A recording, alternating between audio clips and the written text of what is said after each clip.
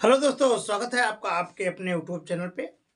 जैसा कि आपको विदित है कि आपका जो नीट एग्ज़ाम 2024 है, वो 5 मई 2024 को एनटीए के द्वारा सुचारू रूप से करा दिया गया, अनियमितता को छोड़ कर के, ठीक है। और एनटीए ने 30 मई 2024 को अपनी ऑफिशियल वेबसाइट पर आंसर शीट यानी आंसर की रिलीज कर दी है, यानी आंसर की भी जारी हो गई, ठीक है। अब आंसर की जारी हो गई है, हमारे बहुत से दोस्तों ने आंसर की अपनी मिला भी ली होगी। अगर आपने नहीं मिलाई है तो जा करके आप आंसर की को निकलवा लीजिए, जो एनटीए के द्वारा प्रकाशित हुई है, और अपने स्कोर को देख लीजिए, अपनी कॉपी पर अपनी बुकलेट से मिला लीजिए। हमें उम्मीद है कि अगर आप इससे पहले जो एग्ज़ाम की डेट के 1-2 दिन बाद में जो एलएन के द्वारा और बड़ी-बड़ी संस्थाओं के द्वारा जो आंसर की जारी की गई थी, लगभग उसी के अनुरूप है। कोई ज़्यादा फेरबदल नहीं, कोई भी फेरबदल शायद नहीं है। तो आपके मार्क तो पता हो गए कि आपको इतने मार्क आ रहे हैं, ठीक है। अभी तक अगर आपने नहीं मिलाया तो ये आपकी बेवकूफ़ी है। आप जल्दी से अपने जो ऑफिशियल वेबसाइट एनटीए के द्वारा दी गई है सर की, उससे अपने को ज़रूर मिला लें। अपने बुकलेट को, अपना जो क्वेश्चन पेपर आपको मिला था, उससे मिला लीजिए, ठीक है। देखिए, बहुत से बच्चे क्या करते हैं कि डर के मारे नहीं मिलाते हैं कि कहीं स्कोर कम ना हो जाए। देखिए, ये तो सच्चाई है, ये तो आपको कभी ना कभी मिलाना ही होगा। और अगर आप देख रहे हैं कि अगर आपका स्कोर कितना 630 लगभग आ रहा है, 625 30 मान लीजिए कि अगर आपका स्कोर 630 आ रहा है तो आप सेव है, कोई दिक्कत नहीं है। आपको गवर्नमेंट मेडिकल कॉलेज मिल जाएगा एमबीबीएस में, ठीक है। लेकिन अगर आप इससे बिलो हैं, आप इससे और जनरल कैटेगरी से हैं, और इससे आप कम हैं, 600 के आसपास है, 600 सवा 600 100 615-20 है, तब भी शायद मुश्किल हो सकता है। लेकिन आप देखते रहें, हो सकता है कि कट ऑफ जाए, नीचे और जाए। लेकिन ये जान लीजिए 630 आपका सेव स्कोर है। अगर आप इतना पाए हुए हैं, जनरल कैटेगरी के हैं, तो बिल्कुल ठीक है। और लगभग 600 आपके ओबीसी जाएगा, और लगभग 550 एससी, लगभग इससे ज़्यादा नहीं जाने वाला है।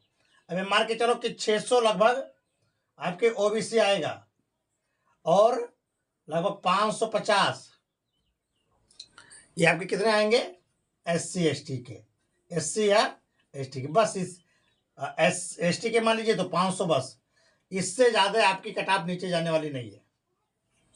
ये आप अगर कैटेगरी वाइज आ रहे हैं, इससे अगर आप 630 से ऊपर हैं तो सामान्य वर्ग के हैं, तो आपका कंफर्म है, कोई दिक्कत नहीं है। आप बिल्कुल मौज मस्ती में आए, काउंसलिंग की तैयारी कर दे, बिल्कुल 100%। जितने भी डॉक्यूमेंट आप में कमी है उसको बनवा लें ताकि दिक्कत ना हो। 600 लगभग आ रहे हैं, ओबीसी के आप कैंडिडेट हैं, तो भी आप अपना बिल्कुल काउंसलिंग के लिए बिल्कुल अवेलेबल रहें। अब पढ़ने की शायद आपकी ज़रूरत ना पड़े, और आपने टारगेट बिल्कुल निशाने पर लगा दिया। लेकिन अगर आप इससे कम हैं तो जल्दी से जल्दी अभी बताएंगे क्या करना होगा।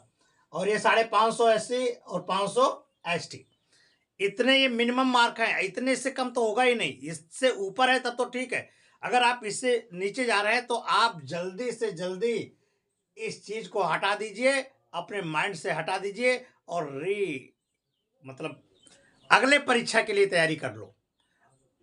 जो अगली परीक्षा है वो 2025 की, क्या अब आपको 2025 की तैयारी करनी होगी।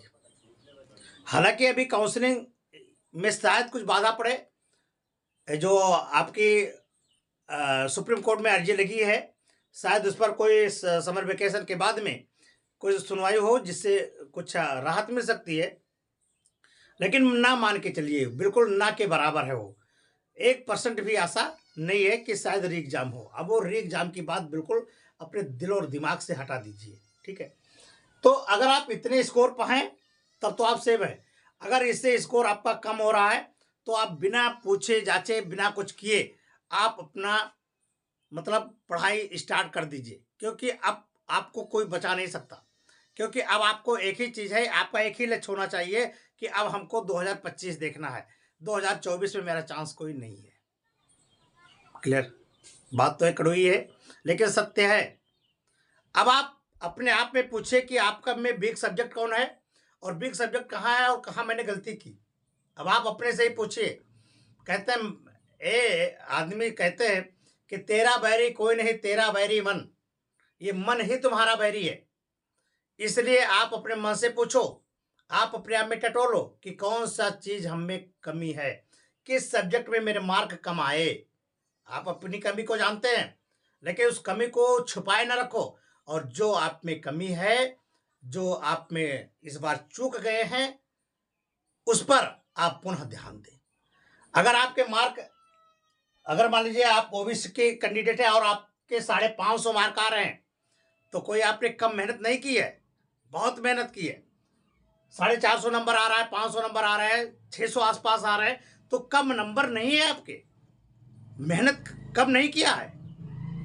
बशर्ते कहीं थोड़ी सी गलती हो गई, कहीं थोड़ी सी चूक हो गई, वही 10-5 क्वेश्चन में, 10 क्वेश्चन में आपकी कहीं गलती हो गई, उस गलती के कारण ही हम रैंक से बाहर हो गए। समझ आए परी? और बाकी आपने मेहनत बहुत की है भाई, 600 नंबर लाने ऐसे आसान थोड़ी है इतनी बड़ी परीक्षा में। लेकिन अब हमें क्या करना है, जैसे जब तक हम क्वालिफाई हो नहीं जाएंगे तब तक कि मेरी पढ़ाई, या आप ये समझे कि हमने इतना नंबर लाया, 1 नंबर से रह गए, तो कोई मायने नहीं रखता है। गांव जमार और जितने भी आपके आसपास है सब यही कहेंगे कि नॉट क्वालिफाइड हुए हैं, क्वालिफाई नहीं हुए हैं। और अगर आप बिल्कुल किनारे पर हैं और उस पार हो गए, तो बस आप चाहे 720 लेकर के उस पार हुए हैं, चाहे 1 अंक से उस पार हुए, लेकिन माना उतना ही जाएगा कि हाँ वो कट ऑफ में आ गए। क्लियर? तो आपने मेहनत खूब की है, ऐसा नहीं कि आपने मेहनत नहीं किया, लेकिन कहीं गलती रह गई है। तो 10-20 क्वेश्चन में कौन सी गलती रह गई है, उस क्वेश्चन को, उस सब्जेक्ट के मार्क को, उस जो आपका प्राविधान है कि किस तरह से हमको समझ में नहीं आया, उस चीज को आपको पुनः समझना है। कहां पर गलती हो गई, किस किस में गलती हो गई, क्या मैंने गलती किया। अब कोई जरूरत नहीं, अगर आप 600 मार्क ला रहे हैं और जनरल कैटेगरी के हैं, तो यार इतना कम किया है, बहुत है। अब आपको, हम तो समझते हैं कि अगर आप कोचिंग ले सकते हैं अलग बात है, ऑनलाइन कर सकते हैं, लेकिन अब आप में सेल्फ स्टडी की अब जरूरत है। और क्या जरूरत है कि क्या आपने कहीं पर गलती कितनी की है, उस गलती को दोहराना अब नहीं है। बस सिलेक्शन आपका है अगली बार बिल्कुल 100% निश्चित है, आप कोई रोक नहीं सकता, लेकिन उस गलती को दोहराना नहीं है।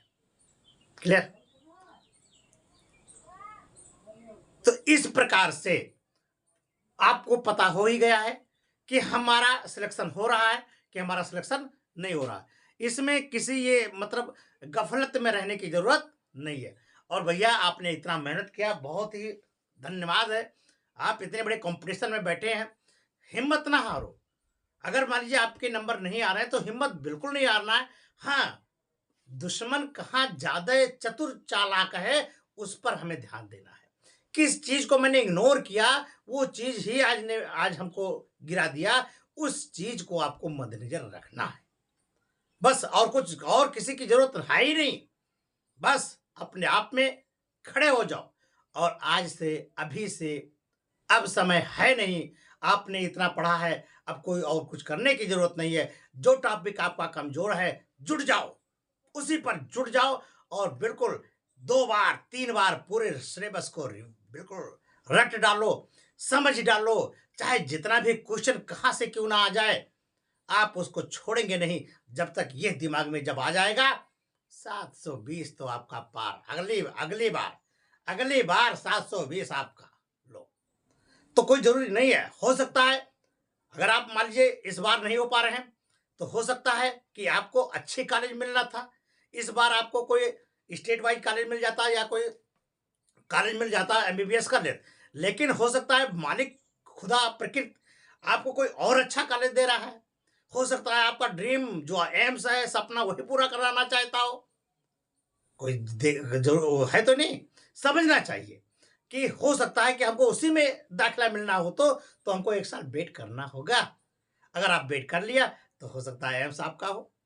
तो इस बार इस उम्मीद के साथ कि एम्स मेडिकल कॉलेज 2025 का हमारा है, हम लेकर रहेंगे, इस उम्मीद के साथ आप पढ़िए और अभी से लगा लीजिए कि इतने नंबर अब आ गए हैं, अब दिक्कत है नहीं। आपके अंदर एक कॉन्फिडेंस होना चाहिए कि 600 नंबर लेकर के आए हैं, 625 नंबर लेकर के आए, कोई ऐसे थोड़ी है।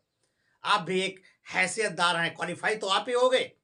150 नंबर पाएगा जो, वो सब नीट क्वालिफाई हो जाएंगे। लेकिन आप 600 नंबर, 550 नंबर लेकर के आए हैं। अब आपको कोई आपका बेग रोकने वाला नहीं है। 2026 में आपको कोई रोक नहीं सकता। एक बात और ध्यान से सुन लो, जो 2024 में क्वालिफाई हो गए हैं उनसे पूछो कि कितने साल ड्रॉप लिए, तो वो ड्रॉप लेने की जरूरत भी है। इसलिए हमें उनसे कंपेयर नहीं करना है। भाई तुम्हारा हो गया, तुम्हारा चांस आ गया, हमारा चांस नेक्स्ट है, हम अगले चांस में आएंगे। ठीक है, बस इसी उम्मीद के साथ। ये दुनिया उम्मीदों पर टिका है। अगर जिस दिन उम्मीद खत्म हो जाएगी, कोई भी चीज का अस्तित्व नष्ट हो जाएगा। इसलिए आपको अपनी उम्मीद कभी छोड़नी नहीं है, आगे बढ़ना ही है, बढ़ना ही है, बढ़ना ही है।